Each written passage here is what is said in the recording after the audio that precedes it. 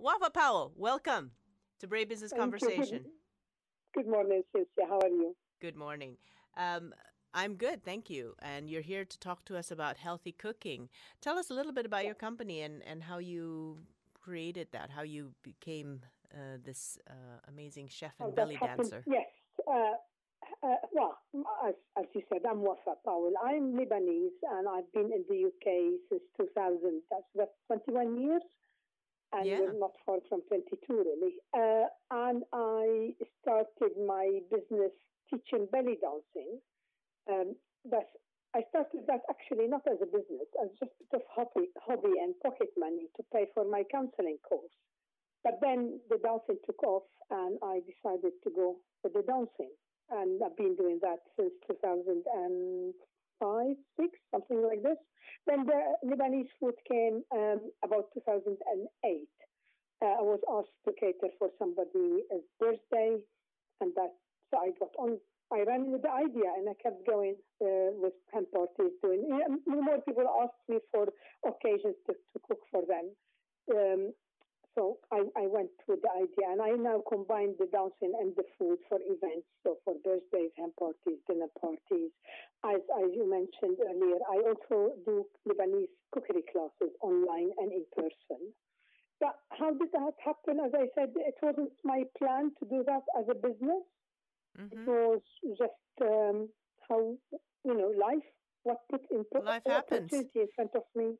Yeah, and you call your company Dancing with Flavors, which I think is quite appropriate. Absolutely. Dancing Flavors, because I love dancing, and I believe in the power of dancing in the movement for our body, but also for our mind. And the power of the food. So the dancing has a flavor because it makes us feel better. And the flavors of the Lebanese food make dance in your mouth. And it just makes you happy and uplifted because they're fresh. And yeah. Absolutely. I can't talk enough about that. No, and we won't stop you. Lebanese food is one of my favorite types of food, simply because there is a lot of variety in flavors. You want vegetarian, you can get it. You're a meat eater, you can get it. But what makes it specifically healthy? What do you think makes it healthy compared to other kinds of cuisines? Before I get to the healthy thing, Lebanese food is has its own characteristic because it's a combination between Middle Eastern food and Mediterranean food, and that comes back to the position of Lebanon geographically. So it combines the two cultures, hence it is the most versatile kitchen in the world. Also, it is very healthy. It's been recognized worldwide as the best diet in the world. And because it's so rich in flavor, based on cooking it fresh. So the idea of takeaways takeaways can be fresh, but the idea of already prepared meal, fast food, is part of the culture of the Lebanese food. So based on freshness of eating, buying fresh, cooking fresh, eating, and food, and the traditions of sitting at the table and eating are part of the culture. So it's something what is done always. People always sit around the table and sit down and eat. And our main meal is lunch, but we have breakfast and we have evening. And as you mentioned, Cecilia, it's you have endless varieties of vegetarians and vegan dishes, but also you have endless of meat dishes. And we offer so much variety of all kind of food. So it offers a good option. It is a good option for all dietary requirements. Well, I have my own ideas of Lebanese food, but what do you have for Christmas?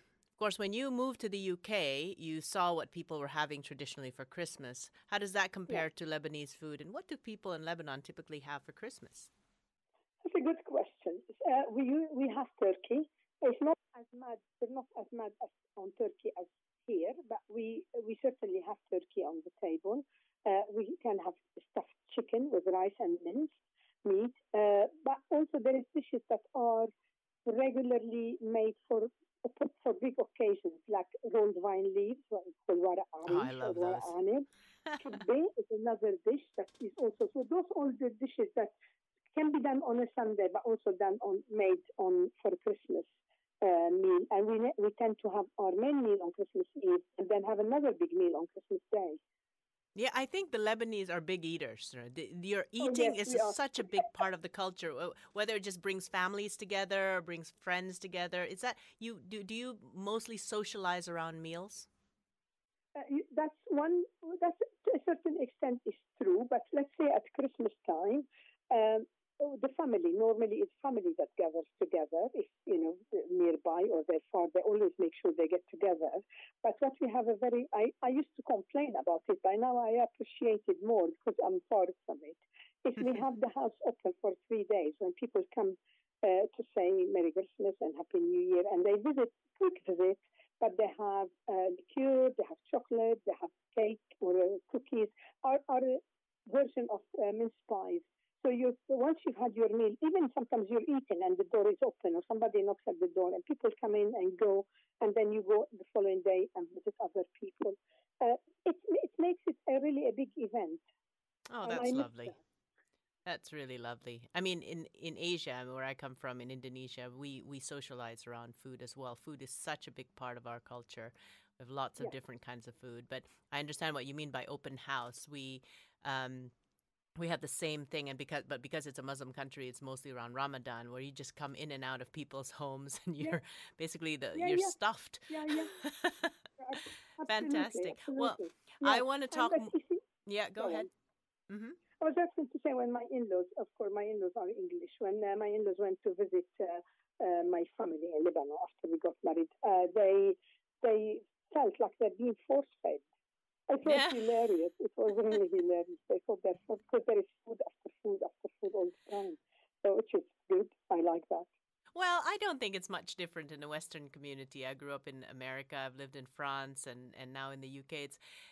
Eating is a big part, and I think this is like your treat month. You know, you get to eat different things that you don't normally have in your normal months, and maybe that's why a lot of people are doing veganuary. You know, with all the meat Mm, you're eating in December, maybe everybody goes vegan in January or no alcohol in February or something like that. yeah.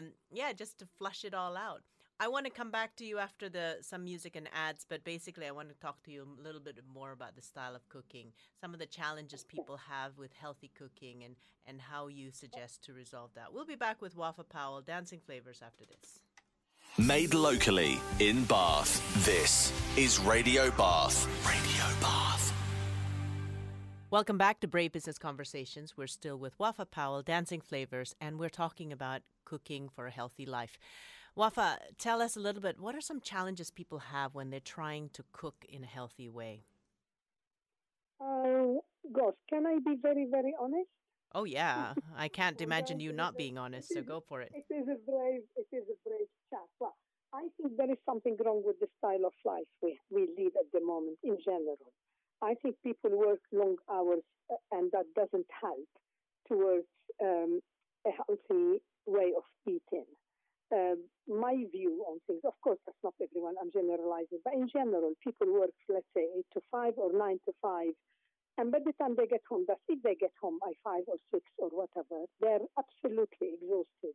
So there's no time or energy to cook, to shop fresh, to cook fresh, to build relationships in the home and the neighborhood and things like this. So I always say, I don't do politics, but I always say when I am Prime Minister of the world, I will get people to work part-time, everyone, because there is more to life than work, and we need to be able to be people, to have time to chat, to be a wife or a husband or a partner or a child or whatever.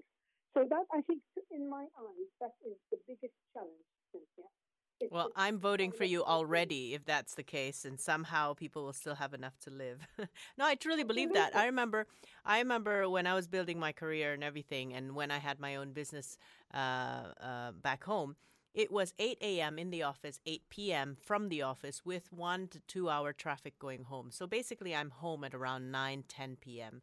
And I remember one time I kept skipping meals. So one of my ways of being productive was skip meals, which is brilliant, right? Obviously. And my secretary, and then one day I developed, I felt a huge sharp pain in my tummy, and my secretary said, you have been skipping lunch for days, And I think, I don't know, if I develop a small ulcer or anything, that's just not a way of life. But then when you're exhausted, you start eating stress food, like, oh, let's just open that bag of crisps, or let's have a piece of cake. Nothing nutritious, because you're like, you need a feel-good food, and it's usually around chocolate. I think that's we come back to the ready meals, to the nibbles or whatever they call them, the knickknacks that are full of preservatives, that are full instant of, noodles, for and instance. unhealthy fat. Yeah, you So find that. I think that the style of life is really we have to think about it and make our choices better. And I think there is something about shopping, maybe not every day, but more often. And so you buy fresh, and then you have few minutes. Good food doesn't have to be costly and doesn't take too much time. And then you have my book. You have a copy of Yes, I my do. book. Most of the recipes only takes about half an hour to be from peeling your potatoes or whatever to put in the plate on the table. So what we need is a bit of time and a bit of change of way of dealing with our food. So instead of opening a packet, we can peel, chop, dice, bake, cook, whatever. And doesn't have to be laborious, doesn't have to be time consuming. And the flavors you get are far beyond anything you can get in a packet or in a microwave. Well, I also find going through some of the recipes in your book and cooking it for my own family, I find that you don't use loads of ingredients. I think you limited. I remember when when I bought the book from you, you said most of these ingredients are like about five ingredients or something, and cost-wise, they're not expensive. It's like lemon, garlic, and whatever the basic ingredients are there. So you're not wasting ingredients. If you're cooking healthy, you'll find that you can use similar ingredients, but just cook it in a different way. That's the Lebanese kitchen. That's what it offers. It offers whatever you have ingredients. We haven't got very weird ingredients or spices. It's not true. It's whatever you have here: aubergine, courgette, spinach, whatever. It's how you cook that. It gives you an option, an opportunity to cook them in different ways. And maybe we use a lot of, because those are the influence of the area where Lebanon is based. We use lots of garlic, lots of onion, lots of lemons, lots of herbs. So the flavors come from spices, not necessarily hot spices, the spices that give flavor, but they also have nutritional values. So, Exactly. And that doesn't take a lot of, one of the recipe, I've done a video, it's on my YouTube and on my website. It takes literally opening a can of beans, chopping parsley, crushing garlic, squeezing a lemon. That gives you a nice solid meal for a good time. You add a little bit of salad next to it or piece of meat, you have a full meal. So it's just about rethinking the way we eat. And I don't believe that there is not enough in the world with goodness and products for us to eat. There is enough. There is enough for us, a human, enough in the world to eat. What we need to be careful is not to waste. Exactly. The amount of food we chuck away is just unbelievable. I'll share with you my little cooking shortcut. If I don't want to be bothered peeling potatoes, I just buy baby potatoes because I'll eat the skin with it anyway. And then beans, if I don't even want to bother with carbs and potatoes and everything, I'll just cook beans because they fill you up like potatoes. They can be cooked in similar ways, and they just give you a different type of obviously they give you protein and everything, and so you don't have to worry about carbs. I think go ahead. Well, I just want to say there is something my belief, and I think more and more science and research are being proven that there is not. I don't like the word superfood. I really can't bear it because I believe it's a marketing term to get us to buy things not necessarily we need or more of. We need lots of variety of products entered. So potato has its place, beans have its place, spinach have its place. We need the variety of all of that to really give our body all the benefits it needs, all the nutrition it needs. And mentioning about potato, everybody frowns about potato. Can I tell you what goodness there is in potato? Yes, absolutely. There is vitamins B1, B3, B6, potassium, magnesium, folate, antioxidants, fiber. That's all in potatoes, humble potatoes. So we can't chuck that out of eating potato is not bad, but eat one, focus on one or two ingredients and fill on that because we need the variety. And that's where we'll be more looking after our body, giving our body and our guts more variety of Interesting. products and nutrition. Well, one food that you've gotten me into was beetroot because, to be honest, I never liked it. I never liked it. My boyfriend loves it, and I just said, okay, whatever. But then when I got your book, the first recipe I tried was beetroot. I said, let's see if I can be converted. And I absolutely love it. And it was so simple. It was just beetroot, and you roast the beetroot instead of boil it because I think I didn't like the boiling process. And then you roast it, all the sweetness, all the flavors, and the bit of smokiness comes out. Then you squeeze a bit of garlic, put a bit of lemon, squeeze a bit of lemon, put a little bit of garlic, and toss it. Olive oil, and olive oil, and of course a bit of parsley if you want. And I love it. And we had it after that one trial. I mean, we kept having it a couple of times a week. So you've converted me. Well, I'm glad. Yes, I want to. I have it as a snack because when I'm in the shop, I don't buy already boiled and cooked packed beetroot.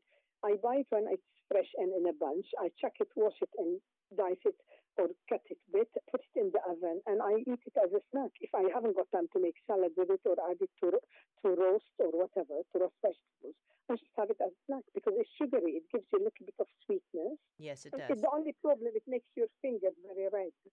Well, it depends. Let me give you a trick about that because when you roast it, as long as you cut the tops, top and tail it, and you wrap it in an aluminum foil and you chuck it in the oven and roast it. First of all, you save a lot on heat because the oven just heats up your house. But basically, when it comes out, you have a choice whether or not to eat the skin because the skin is very edible and it's very good. Yeah. It's just like potato skins, and it's very good, and it gives you a different kind of flavor when you eat it with the skin. So I sometimes don't even bother to do it. Yeah, to peel it. Yeah. I eat it. And the potato, did you know that boiling potato in its skin, it's better and it reserves more nutrition in the potato than if you cook it after peeling it.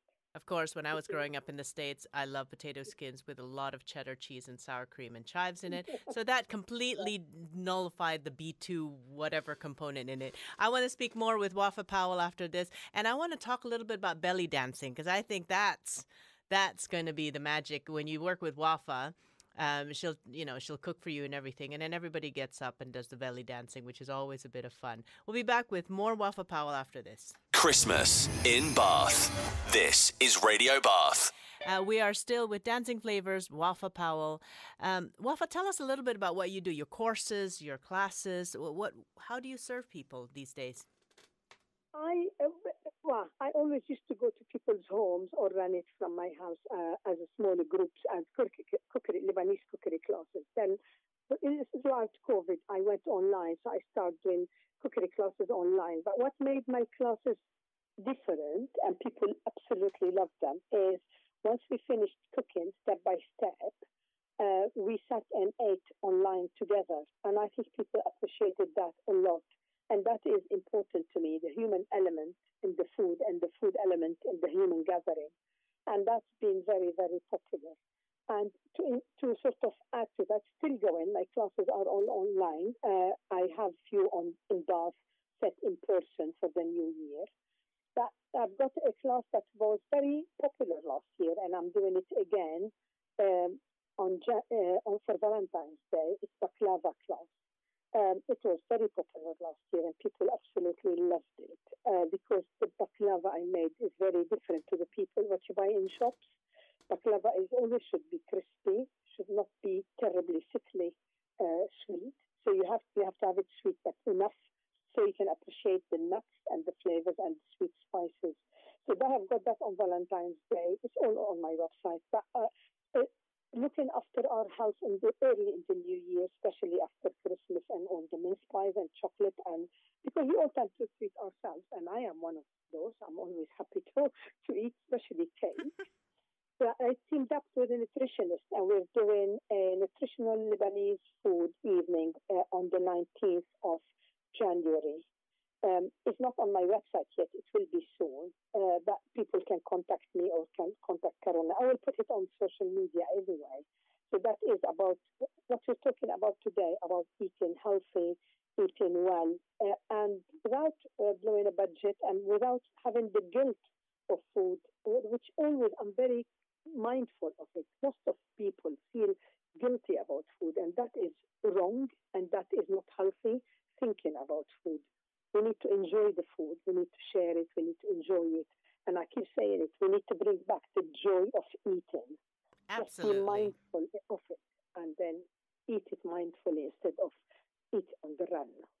And I think if it goes back to your healthy food tips just earlier in the previous segment, if you know your ingredients are fresh or close to fresh or good for you, and then you've got the time to relax and enjoy it, naturally the experience of eating becomes enjoyable. If you're on the go and you're stressed and you know what you've just opened in the package from the package is really, really full of preservatives, it's hard to get rid of the guilt because you didn't start with the right type of food to begin with. Yeah. Yeah, but you see, I really believe if you fancy something, please have it. Cake, you know, when people say, oh, I'm bad, I had a cake, I had a cake. If you fancy it, have it, but have a whole lot of it. If you fancy cake, there is no harm in a piece of cake, a bit of crisps, it doesn't kill anyone. Yeah. You just don't overindulge on it. Exactly. Well, thinking too much and feeling guilty and stress brings up your stress hormone, and that will probably kill you.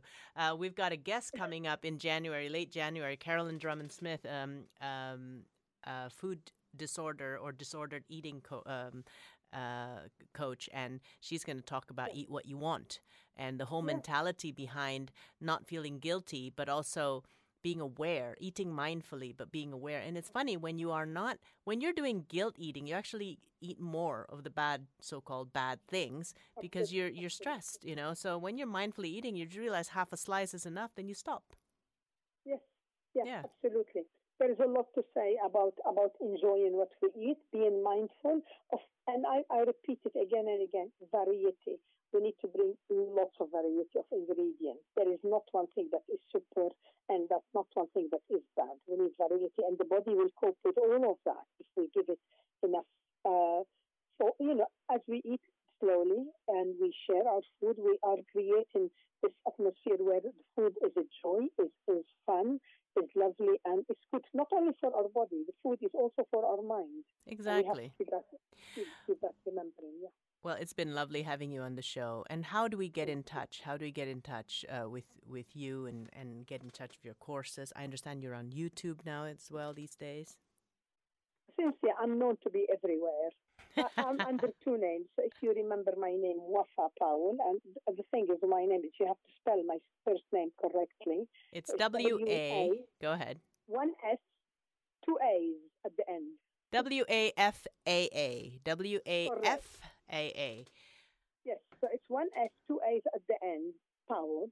And Dancing Flavours is my company, my business. And I am on LinkedIn under Dancing Flavours. I am on YouTube under Wafaa Powell, I don't know. I am on Instagram also as Dancing Flavours. I'm on Facebook as Wafaa Powell and Dancing Flavours. And my website is dancingflavors.co.uk.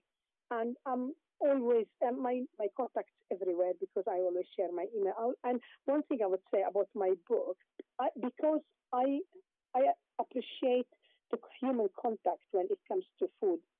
My book is not in shops, so people email me and I establish a contact with them. I phone, we speak, I see them if I can, and then I sign my book.